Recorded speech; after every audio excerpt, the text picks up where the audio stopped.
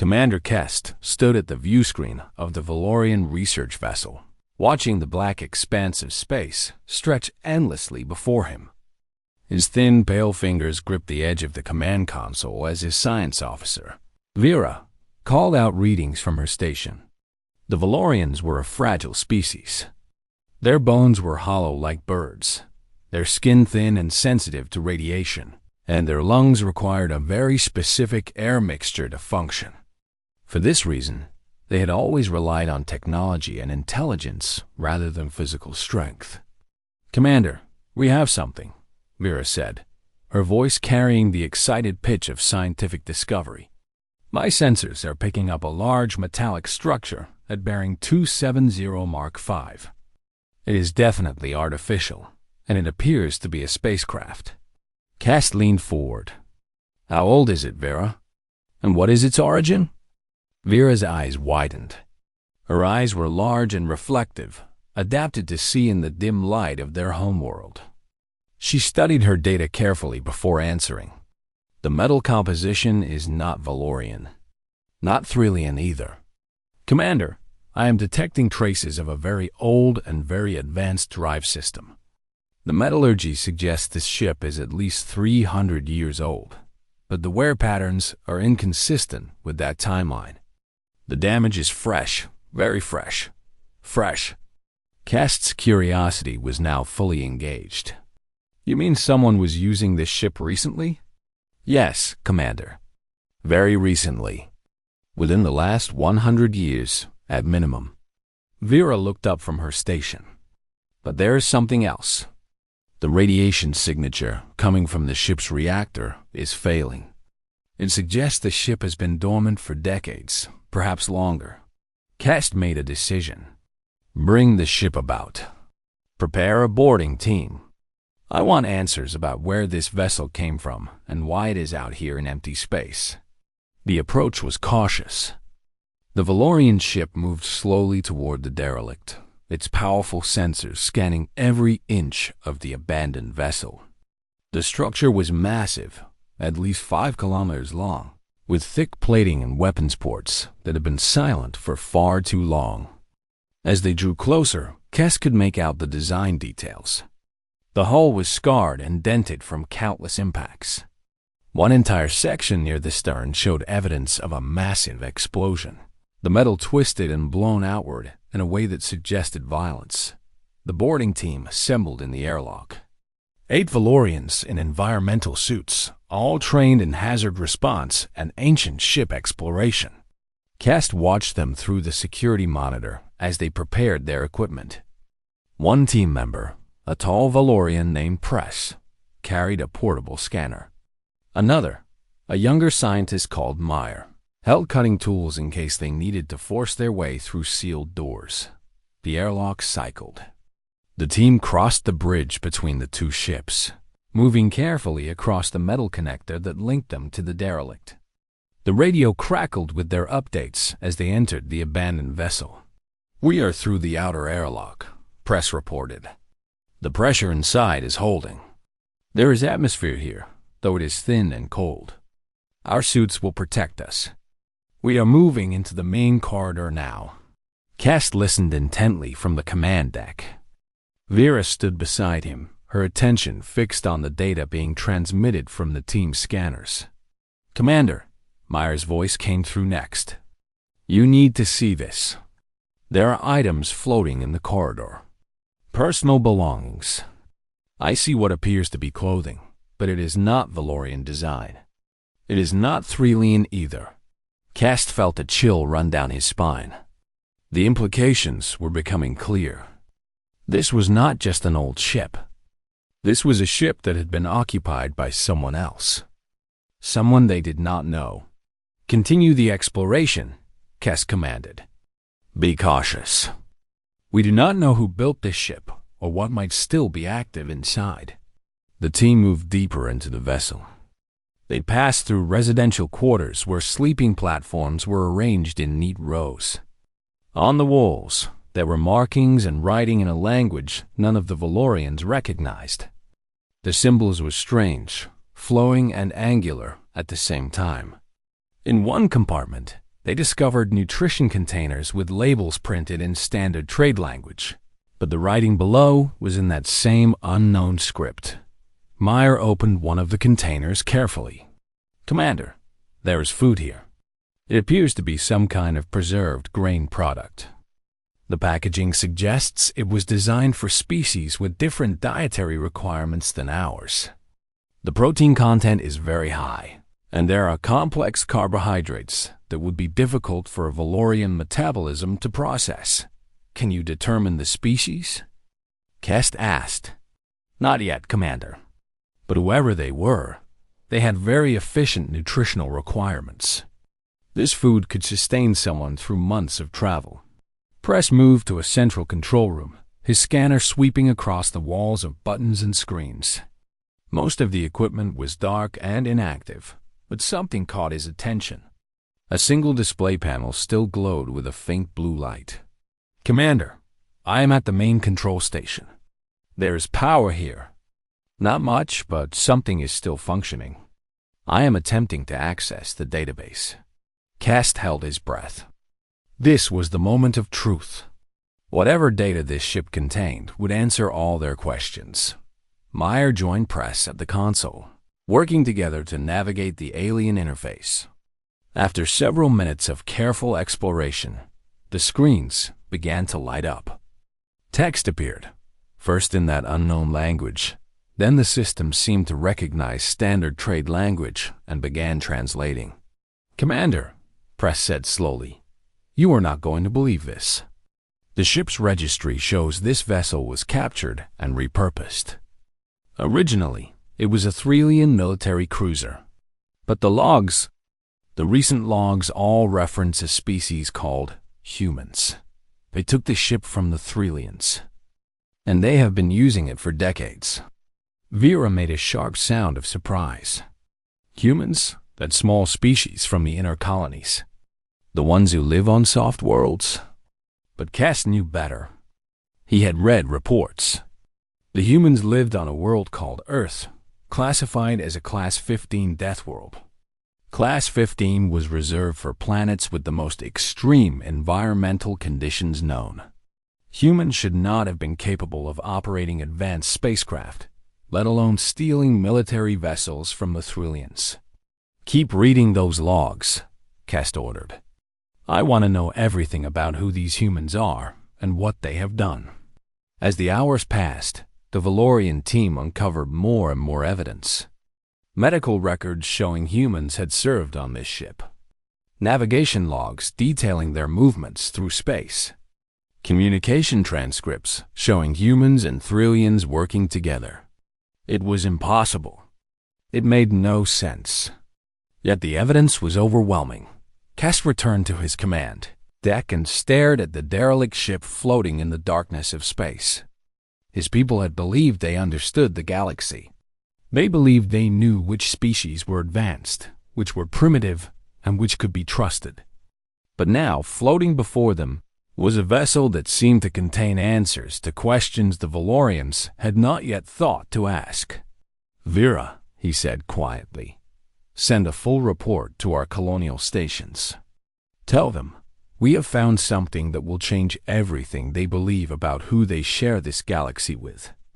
The Valorian science officer looked at her commander with concern. "And what do you believe we should do with this ship, Commander?" Kest turned away from the view screen. "We investigate. We learn. And we prepare ourselves for the possibility that we have just discovered something very dangerous." Kest was reviewing the day's sensor logs when alarms began to sound throughout the Valorian ship. Vera's voice cut through the noise, urgent and precise. "Commander, the derelict vessel is broadcasting a signal. It is a distress beacon, repeating on multiple frequencies. And Commander, 3 large vessels are approaching our position. Their engines are hot. They are coming in fast." Kest moved to the view screen instantly. 3 sleek ships appeared on the tactical display, moving with military precision toward the Valorian research vessel. They were unlike anything in the Valorian database. The designs were clean and functional, with no unnecessary ornamentation. Weapons turrets were visible on their hulls, though they were not yet active. "Raise shields," Kest commanded, "but do not power weapons. These ships could destroy us with ease. We will not threaten them." The lead ship sent a hailing signal. The communication channel opened, and a human voice filled the bridge. It was female and carried absolute authority. "This is Captain Lauren Cross of the Human Exploration Fleet. You are in close proximity to a vessel of human origin. You will power down your scanning equipment and stand by for inspection. Comply or be destroyed. You have 30 seconds to respond." Kest felt his heart rate increase. This was not the greeting of a peaceful species, but he understood the logic. If humans had hidden their expansion and technology from the wider galaxy, they would be extremely careful about other species discovering their secrets. "This is Commander Kest of the Valorian science vessel," he responded calmly. "We discovered the vessel you referred to 3 days ago. We mean no harm. We are conducting research only. We have not activated any of the ship's systems. We have not taken anything. We are willing to cooperate fully." There was a brief pause. Then Captain Cross's voice returned. "Stand by for boarding inspection. A security team will arrive within the hour. If you make any aggressive moves, we will not hesitate to eliminate your vessel." "Understood?" "Understood, Captain," Kest replied. "Welcome aboard." The security team arrived in a small shuttle. 5 humans in combat armor descended through the Valorian docking bay. They moved with the same controlled efficiency that Kest had seen in the security footage from the old ship. The team was led by a lean man with gray hair at his temples and scars along one side of his face. His name, according to his uniform, was Lieutenant Marcus Vale. Kest met them in the reception chamber, accompanied only by Vera. It was a calculated risk, showing that he trusted them. The human security team remained alert, but they did not raise their weapons. "I am Commander Kest," he said, extending his hand in the gesture of greeting that Valorians used. Marcus Vale looked at the extended hand and understood the gesture immediately. He extended his own hand and gripped Kest's gently. The human was warm-blooded, and the contact was strange, but not unpleasant. "Lieutenant Marcus Vale," the human responded. "On behalf of Captain Cross, I am here to verify your claims about your intentions. You will show me everything you have discovered on that vessel." Kest led the security team through the research lab. Over the course of an hour, Lieutenant Vale reviewed everything the Valorians had found and documented. He examined the translated logs, studied the ancient security footage, and read the message that James Chen had left behind. His expression did not change, but Kest could see his jaw tightening. "This data is accurate," Vale finally said. "The ship is what you say it is. We appreciate that you have not interfered with it or attempted to take anything from it. However, you now have knowledge of human expansion and our capabilities. Captain Cross will need to meet with you personally to discuss what happens next." Within 3 hours, Captain Lauren Cross arrived on the Valorian vessel. She was younger than Kest had expected, perhaps in her 4th decade of life. She carried herself with the confidence of someone who had faced combat and survived. Behind her eyes, Kest could see both intelligence and a capacity for violence. Captain Cross settled into the conference room and spoke, without preamble. "You have found the Razor's Edge. That ship holds considerable historical significance for humanity. 30 years ago, the humans aboard that vessel made a choice. They chose to honor a partnership rather than claim victory. They chose to share knowledge rather than hoard it. And they chose to leave that ship behind as a monument to what is possible when different species work together honestly." The logs suggested a conflict, Kest ventured, between the humans and the Thrillians regarding the mission of the ship. "There was," Cross confirmed. "The Thrillians wanted to use the ship for conquest and military dominance. The humans wanted to use it for exploration and settlement. These goals were incompatible. So the humans made a difficult choice. They chose to leave rather than compromise their principles. And where did they go? Vera asked. Captain Cross smiled slightly. That is a question I am authorized to answer, given the circumstances. The humans who left that ship went deeper into uncharted space. They established settlements on worlds that the galactic powers either did not know existed or believed were uninhabitable. We have built something out here.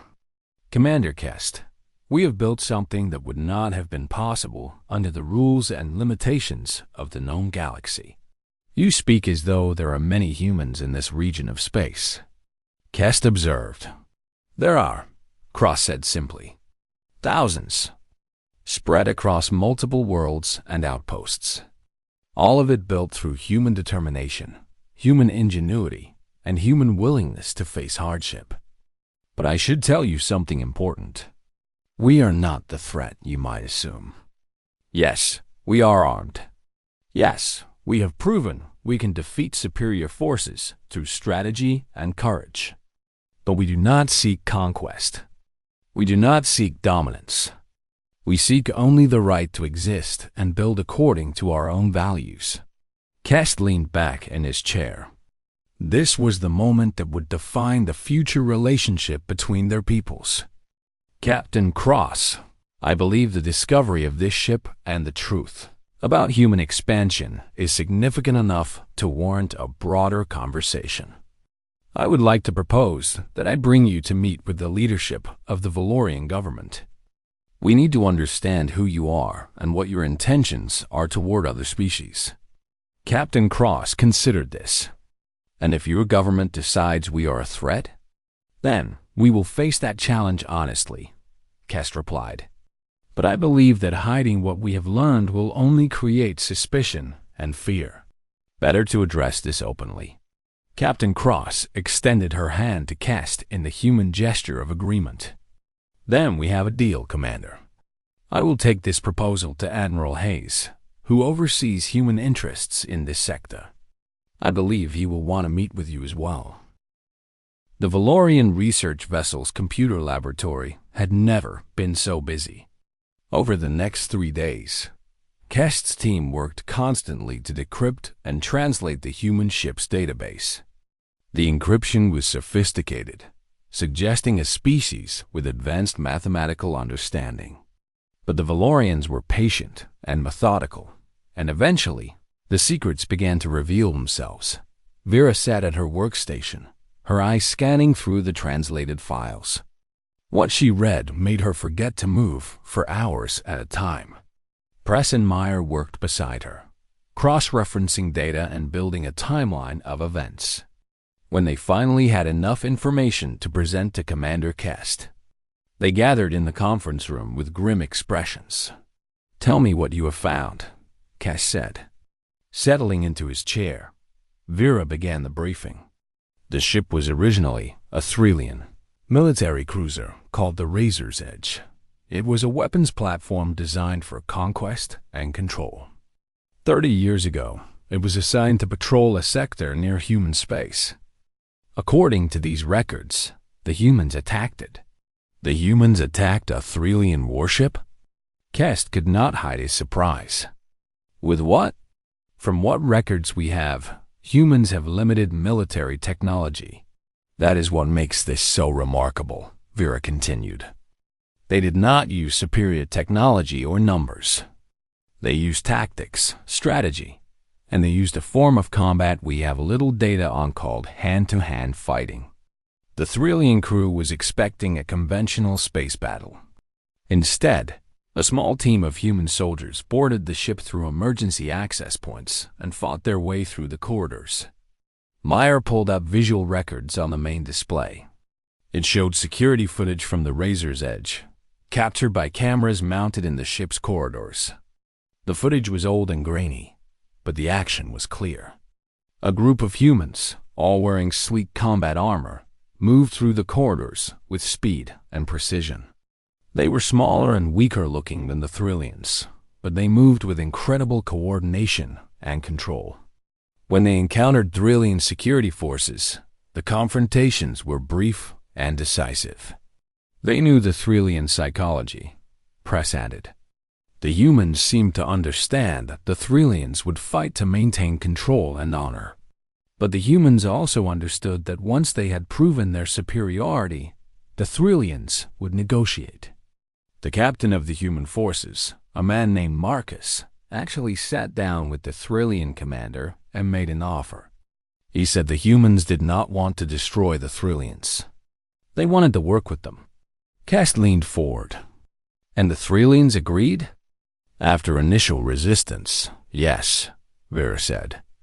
The records show a period of conflict and tension. But gradually, something changed. The humans and Thrillians began to share knowledge. The Thrillians taught the humans advanced engineering and navigation. The humans taught the Thrillians about adaptability and innovation. Meyer displayed more documents. They were personal journals and crew logs. One entry was from a Thrillian engineer named Strauss. It read, "Today, I worked alongside the human called David on a power relay system. The human suggested a modification that I would have never considered. It doubled the efficiency. Later, David told me that on his homeworld, humans are often forced to find simple solutions to complex problems because they do not have the resources for complexity. This limitation has made them creative. I am beginning to understand why these creatures are dangerous." Another log was from a human named Sarah. She wrote, "The Thrillians are warriors, but they are also scientists." Strauss showed me designs for a navigation system that is beyond anything we have. But it was created through pure logic and engineering. It lacks something, though. It lacks the flexibility that comes from experience and failure. Tomorrow, I want to suggest improvements. The Thrillians may reject my ideas, but I have to try. The ship became a hybrid vessel, Vera explained. Part Thrillian engineering, part human innovation. They explored together. They faced dangers together. And for nearly 20 years, they seemed to function as a genuine team. What changed? Kest asked. The logs end abruptly. There is evidence of a final confrontation.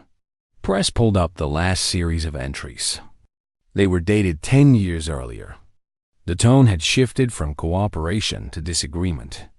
One log from a human commander named James Chin stated, "We have reached an impasse. The Thrillians want to use this ship and our resources to rebuild their military power. They speak of conquest and dominance. This is not what we agreed upon. We came to this galaxy to find new worlds, to build homes, to live in peace. The Thrillians have different goals. I do not know if we can continue together." A response from the Thrillian command staff was equally clear. The humans have become soft. They speak of peace and cooperation as if these things are more important than power and honor. We have allowed them to believe they were our equals. We allowed them to participate in our governance. This was a mistake. We are Thrillians. We are warriors. We should not compromise our nature for the sake of alien species who are barely more than animals. The conflict escalated. Meyer said quietly. There was a vote on the ship's council. The humans and Thrillians could not agree on the ship's mission. The humans wanted to explore and settle. The Thrillians wanted to take the ship back and use it for military purposes. The humans were outnumbered. They were in a difficult position. Kest could see where this was leading. They abandoned the ship. Yes, Vera confirmed. But not in the way you might think. They did not flee in shame. They deliberately disabled the ship's weapons and navigation systems. They removed the power cores from the most advanced engines. They took everything they had learned and everything they had created together. And then they left. Meyer displayed the final log. It was a message recorded by James Chun, addressed to anyone who might find the ship. He spoke clearly. his words translated by the computer, but still carrying weight and meaning. To whoever finds this vessel, know that we were here. The Thralians and the humans worked together to make this ship something new. We created something that should not exist according to the rules of your galaxy. But we created it anyway. We did not take this ship through theft or conquest. We took it because we believed we could do something better with it than it was being used for. If you are reading this, it means we have moved on. We have chosen a different path. We have chosen to build rather than to conquer. We have chosen to save rather than to destroy. Do not follow us seeking conflict. We are prepared to defend ourselves. But if you want to understand what is possible when different species work together with honesty and purpose, then come find us. We will show you. The message ended. The lab fell silent. Cass stood and walked to the window. Outside, the abandoned ship floated silently in the darkness. This changes everything, he said. The humans are not what we thought they were. They are not primitive. They are not weak. They are something else entirely. There is more, Commander, Press said hesitantly. The navigation logs show where the humans went when they left this vessel. They went deeper into uncharted space. And the routes they plotted suggest they were not running. They were searching. Searching for what? Cass turned back to face his team. Searching for the humans' homeworld, Vera answered. Or perhaps searching for other places where humans had already settled.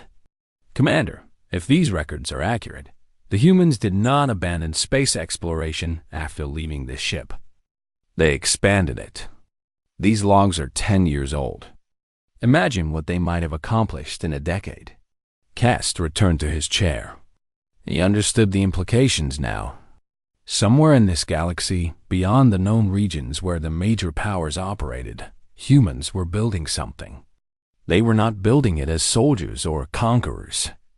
They were building it as explorers and settlers. And they were doing it with knowledge gained from an advanced civilization. Prepare the ship for departure, Cass commanded. But do not chart a course away from this vessel. I want to monitor this location. If the humans created this message, if they left this ship as an invitation or a warning, then they may return to this location. And when they do, I want to be ready. Vera nodded. What are we preparing for, Commander? Do you believe they will return as allies or as threats? Cass looked at the data on the screens around him. Humans working alongside Thralians. Humans learning advanced science. Humans making choices based on morality rather than survival instinct. I believe, he said slowly, that we are about to encounter a species that will force us to reconsider everything we know about strength and weakness.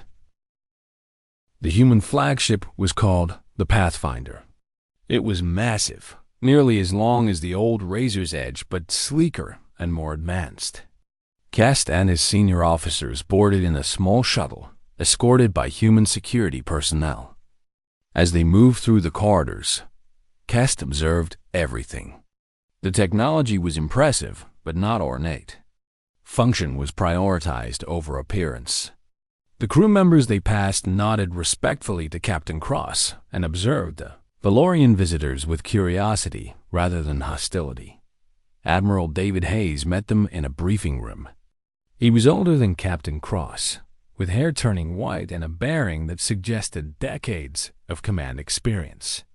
His handshake was firm and warm. Commander Cass, Hayes said, Captain Cross has briefed me on your discovery and your proposal. I am prepared to share information about human expansion in this sector. But I want you to understand something first. What I am about to tell you will challenge many assumptions your people have made about the galaxy and about which species are capable of advanced civilization. Cass nodded. We understand. We are prepared to listen. Admiral Hayes activated a three-dimensional star map. It showed a vast region of space, far larger than the territory the Valorians had ever explored. Scattered across this region were marked locations in different colors. Some were labeled with human designations. Others bore no markings at all. 30 years ago, Hayes began, humanity consisted of a single world. We were scattered across star systems, but we were limited in our reach. Then a series of events changed that. First, we made contact with the Thrillians. That contact turned violent, but it also revealed something important. The Thrillians were a spacefaring civilization with advanced knowledge. When the humans captured the Razor's Edge, they learned not just how to operate an advanced ship. They learned how to think about space and resources and long-term survival in ways they had never considered. Hayes moved a star map, zooming in on a particular region. Over the next 2 decades, humans used that knowledge to push deeper into uncharted space. We discovered that worlds considered unsuitable for habitation by other species were actually perfect for humans. Our physiology, which evolved on a Class 15 Deathworld, gave us advantages that most species did not possess. He highlighted several worlds. This is Kepler-7, Class 11 Deathworld. Extreme radiation and high seismic activity. We established our first major settlement here. The population is now over 200,000 humans. This is Volta Prime, Class 12 Deathworld. Toxic atmosphere and corrosive precipitation. We have 3 underground cities here with a combined population of 150,000. And this is New Terra, Class 13 Deathworld. Humans have built surface settlements here. The population is growing daily. Vera gasped. This is impossible. Other species have tried to settle Class 11 and higher worlds. The environment destroys their settlements within months. It does, Hayes agreed, because they try to build habitats that are comfortable and familiar. Humans approach the problem differently. We build to survive, not to comfort. We accept the hardship as part of the cost of expansion. And more importantly, we work together. Every human settlement is built on the principle that cooperation is survival and isolation is death. Hayes pulled up another display. It showed population charts and resource distribution maps. Humanity now has permanent settlements on 17 Class 10 and higher worlds. We have outposts on 32 additional worlds of varying danger levels.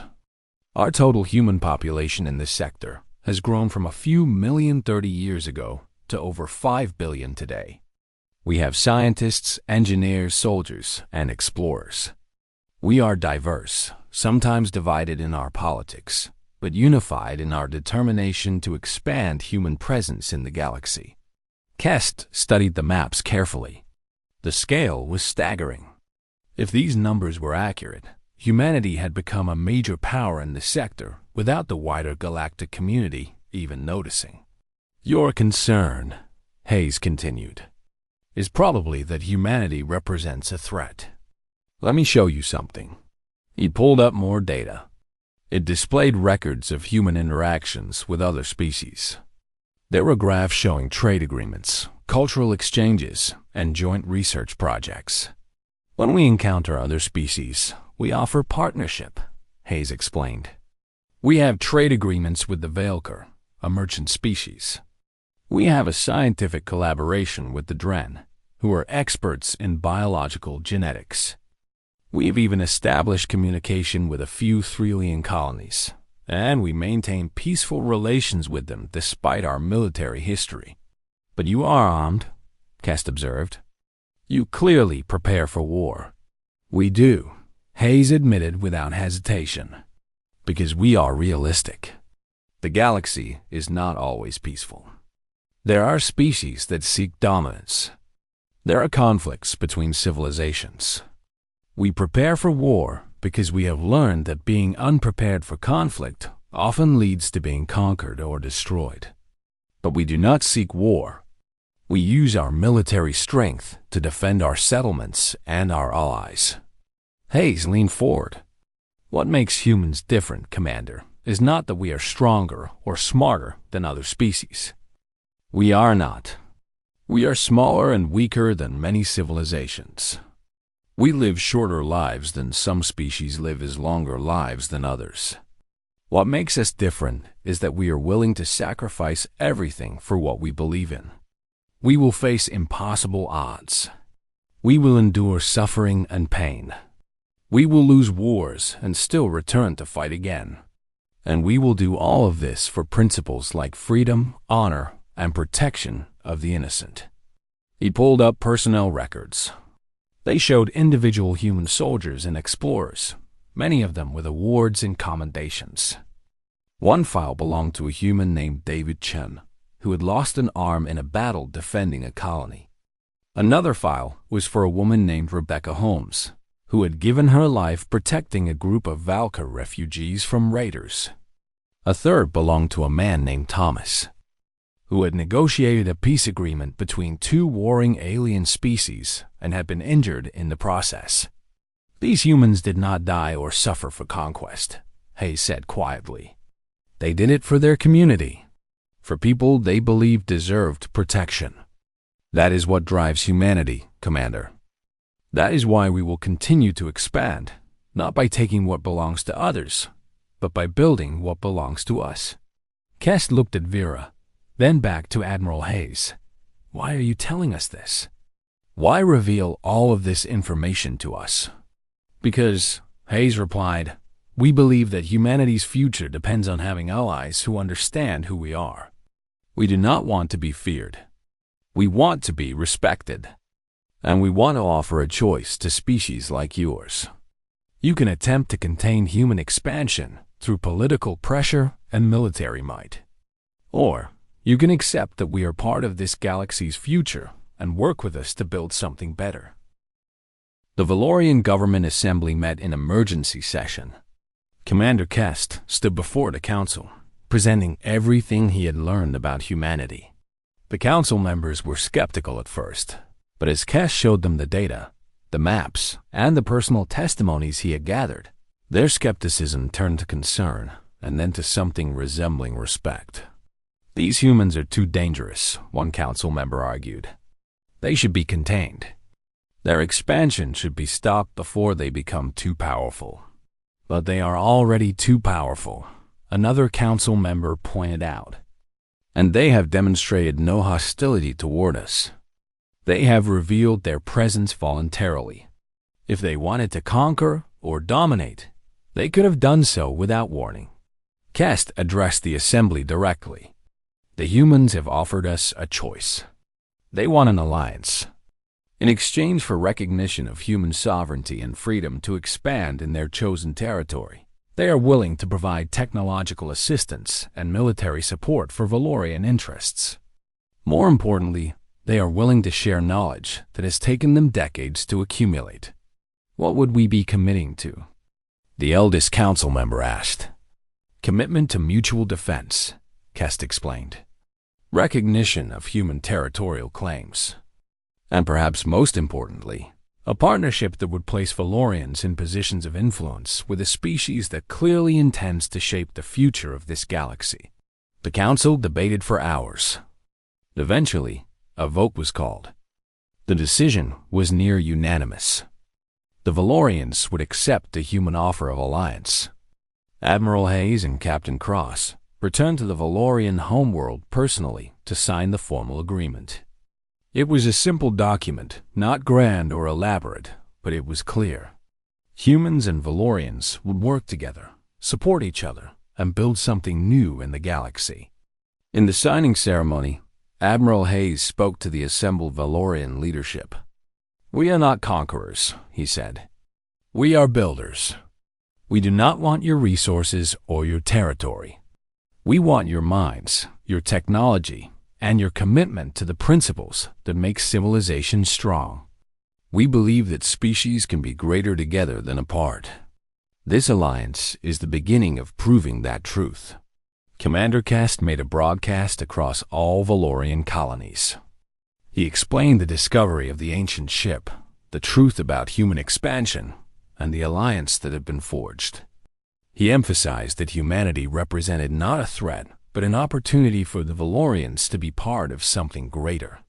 We have made contact with a species that thinks differently than we do, Kest's message stated. They value different things. They take different risks. But they also value principles like truth, honor, and protection of the innocent. These are principles we can embrace. This alliance will change Valorian civilization, but I believe it will make us stronger. Weeks later, the old Razor's Edge was retrieved from its lonely orbit in deep space. The Valorians and humans worked together to restore it, not as a weapon, but as a memorial and museum. It became a monument to a moment when two species chose cooperation over conflict. The ship was displayed in a neutral location, where visitors from any species could come to see it and understand the history it represented. The memorial dedication ceremony was attended by humans, Valorians, Thrillians, and representatives from a dozen other species. Admiral Hayes and Commander Kest stood together before the ancient vessel. Hayes spoke simply and directly. This ship was built as a weapon. It was taken through violence and desperation. But in the hands of people willing to work together, it became something more. It became a bridge between worlds.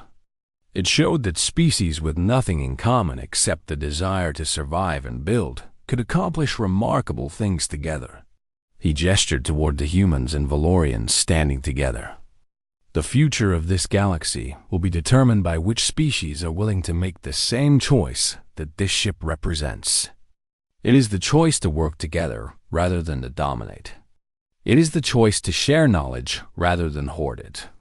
It is the choice to build rather than destroy. Kest added his own words. The Valorians are committed to this alliance not because we fear humanity, though caution is wise. We are committed because we see in humanity a vision of what civilization can be. We see courage. We see determination. We see the willingness to face impossible challenges and overcome them through knowledge and cooperation. In the months that followed, the alliance grew. Other species, watching the relationship between Valorians and humans develop, began to approach them with requests for trade agreements and technological cooperation. Slowly, a coalition began to form. It was not led by any single species, but rather by a shared understanding that the future belonged to civilizations willing to work together. In human colonies across the Deathworlds, settlers worked alongside Valorian engineers and Thrillian scientists. New technologies emerged from these collaborations. New worlds were settled. The isolation that had allowed humanity to expand in secret was gradually replaced by a network of allies and partners. Years later, when Kest was old and close to the end of his life, he was interviewed by a young Valorian historian. The historian asked him if he had any regrets about the alliance with humanity. Kest looked out a window at the stars and thought about the day he had first seen the Razor's Edge floating in empty space. He thought about Admiral Hayes and Captain Cross and all the humans he had come to know. He thought about the new worlds being built, the discoveries being made, and the future that was being created through cooperation rather than conflict. "No regrets," Kest replied. "Only the hope that when the next great challenge comes, we will meet it together." The alliance would face challenges in the coming years. Wars would be fought. Losses would be suffered. But the bond between humans and Valorians would hold strong.